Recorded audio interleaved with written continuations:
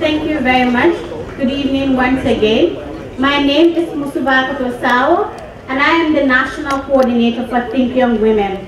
It is such an honor to serve as the MC for this program organized by the European Union delegation to the Gambia. If you are not aware, the European delegation to the Gambia is part of the European Union's external services, which of course consists of one of the more than 130 delegations that they have across the world. They serve as an interface between European institutions in the Gambia as well as that of the government of the Gambia and its population. Along the years, the European Union has embarked on projects such as climate change, those on infrastructure, governance, and most especially in ensuring that we have changes as far as our policies are concerned, meaning they have assisted us in the development of our policies. And the new government, for example, the assistance that the European government has rendered to them.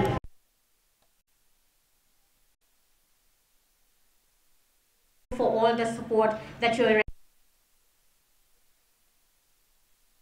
If you look around, you would see beautiful pictures depicting the roles of women. This art exhibition is in commemoration of the International Women's Day. The International Women's Day is a day that has been set aside to showcase the achievements of women across the world.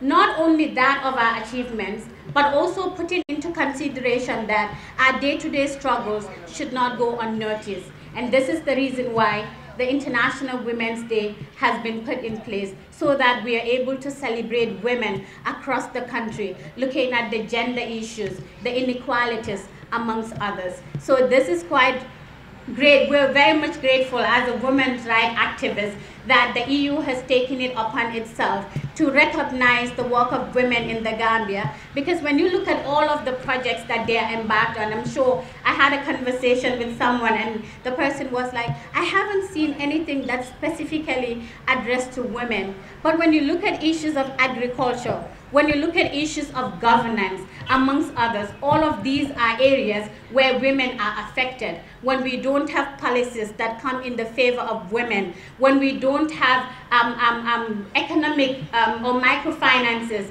made available to women, these are people that support their families. So assisting them in all these dimensions go a long way. It doesn't necessarily have to be specific to violence against women, amongst others, because these are all intervention areas that many other institutions and donors are rendering. So we're happy that the EU is also focusing on some of these areas where most women are often left out.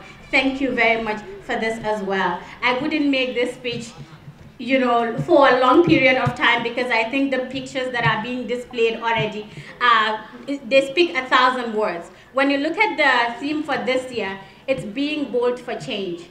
And the Gambia, for example, looking at the National Assembly elections that are coming in, we're asking women to be bold, to take part in policy decisions or decision making. We want them to contest the elections so that they're able to push forward the agenda of women in the National Assembly, so that policies or laws would be enacted in favor of women, not those that are discriminatory in nature, but those that celebrate women every day and recognize the injustices that are put on women on a daily basis. The Gambia being a highly patriarchal society, we have seen over the years that we have had quite progressive laws, but there are still issues of monitoring mechanisms or effective monitoring mechanisms being put in place in order to enforce these laws. We would want women to take part in decision making. We would want more women to be in our cabinets so that they'll be able to push our agenda forward.